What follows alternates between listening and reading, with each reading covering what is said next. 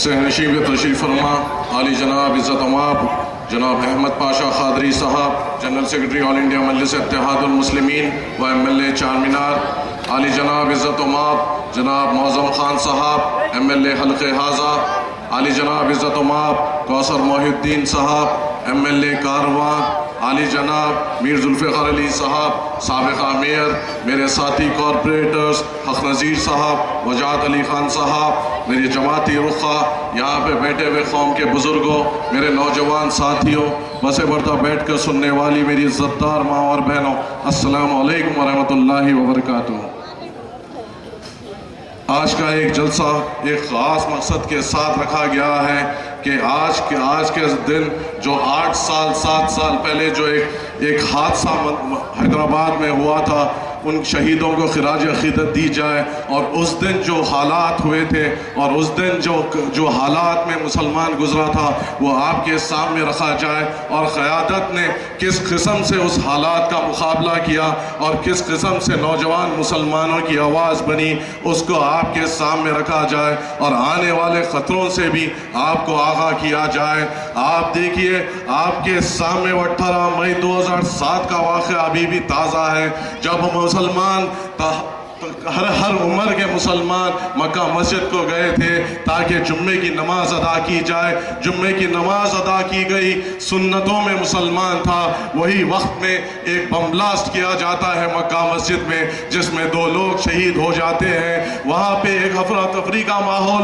हो जाता है, हैदराबाद में खौफ व मंजर का माहौल हो जाता है, आग के जैसी हवा की तरह ये बात फैलती है हैदराबाद में कि मक्का मस्जिद में बम ब्लास्ट किया गया। मक्का मस्जिद हमारा गुरूर है और जब उस पे हमला किया जाता है तो हमें बेशक हमारे दिलों में डर और खौफ लाने की कोशिश की गई। मुसलमान उस वक्त डर और घबराए हुए था।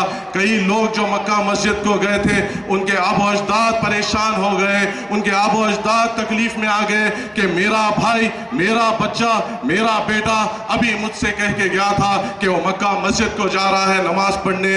रिश्तेदार एक फिक्र की हालात में मक्का मस्जिद की तरफ बढ़ते हैं। वो टाइम पे जिस वक्त में ब्लास्ट के जरिए हमें शहीद किया गया, वो वक्त में जब रिश्तेदार मक्का मस्जिद की तरफ आते हैं तो पुलिस अपने बंदूकों से हम पर फायरिंग शुरू कर दी जाती है, जिसमें करीबन 7 लोग वहीं पे हलाक किए जाते हैं। जो लोग अपने रिश्तेदारों को देखने आ रहे थे, जो लोग एक फिक्र में वहां पे आ रहे थे, उनको शहीद किया जाता है।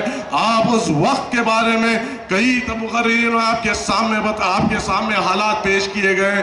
आप मुझे बताइए, उस वक्त में उस डर और खौफ के माहौल में कौन सी क़यादत आपके दरमियान में थी? वो कौन क़यादत थी जो आपकी हिम्मत बनकर उस वक्त में आपके सामने थी?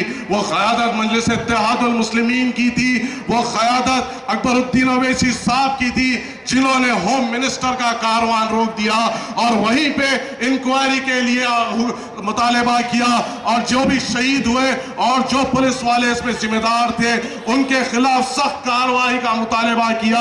आप मुझे बताइए, सिवाय मजलिस इत्तेहादुल मुस्लिमीन के वहां पे कौन मौजूद थे? अरे वो मजलिस इत्तेहादुल मुस्लिमीन के कायदीन थे जो जख्मियों को अपने हाथ में उठाकर हॉस्पिटल को लेके जा रहे थे। वो मजलिस इत्तेहादुल मुस्लिमीन के कायदीन थे जो होम मिनिस्टर के कारवान को रोक रहे थे। वो मजलिस इत्तेहादुल मुस्लिमीन के कायदीन थे जो उन बच्चों के लिए खून डोनेट कर रहे थे। वो मजलिस इत्तेहादुल मुस्लिमीन के कायदीन थे जो घरों को जाके उन वालिदैन को हौसला दे रहे थे। आप बताइए, जब इस खौफ और मंजर में जहां हमें शहीद किया गया, बम ब्लास्ट के जरिए शहीद किया गया, गोलियों के जरिए शहीद किया गया, वही फौरन हुकूमत बगैर कोई तफ्तीश किए हुए या इंक्वायरी किए हुए कई तंजीमों का नाम बयान कर देती है। पुलिस कई तंजीमों का नाम सामने ला देती है और कई मासूम बेगुनाह मुसलमानों को, नौजवान मुसलमानों को उठाकर कैद कर लेती है और उनके ऊपर झूठा मक्का मस्जिद बम ब्लास्ट का मुकदमा चलता है। जब मुकदमा आगे बढ़ता है, जब स्पेशल तौर पे इसका इन्वेस्टिगेशन किया जाता है تو کئی الگ جماعتوں کے اور کئی نئے نئے نام سامنے آتے ہیں.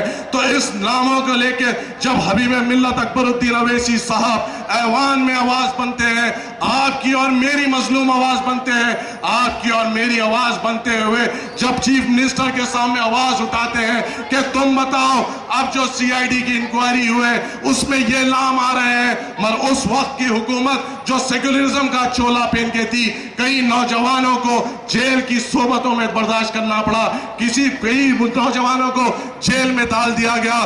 تو اس وقت کا چیف منسٹر مجلس کی آواز پہ اٹھتا ہے اور یہ کہتا ہے میں مانتا ہوں جو بھی مجلس اتحاد المسلمین کہہ رہی ہے وہ صحیح ہے، میں مانتا ہوں کہ حکومت نے غلطی کی ہے، میں مانتا ہوں کہ پولیس نے انکوائری میں کوتاہی کی ہے اور ان بے گناہ نوجوان مسلمانوں کو جیل میں ڈال دیا گیا.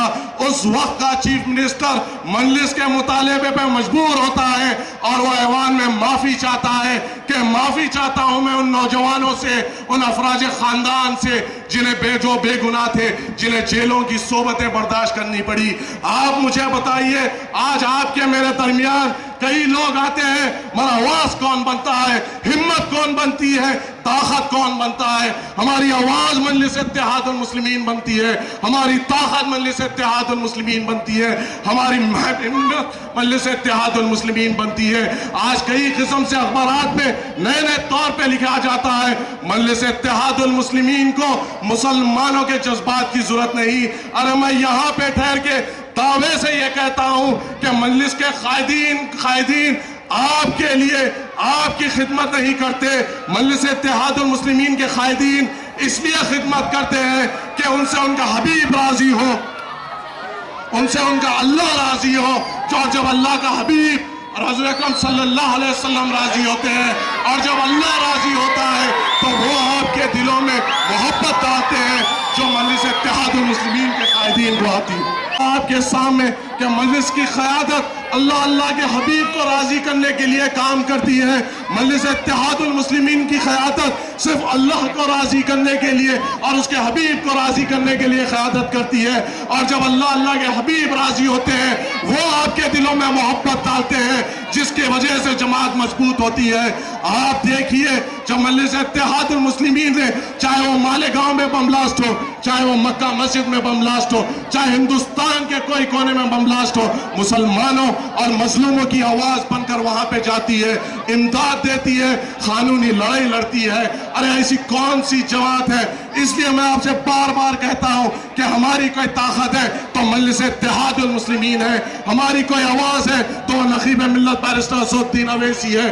ہمیں جماعت کو مضبوط کرنا ہوگا. آپ دیکھیے آپ کے سامنے مجلس اتحاد المسلمین نے اپنے کام کی بنیاد پہ آپ کے سامنے آتی ہے. جب مجلس اتحاد المسلمین بلدیہ میں تھی تو بلدیہ میں کئی اقدامات ہوئے. ایک دو اقدامات آپ کے سامنے رکھتے ہوا چلے جاؤ.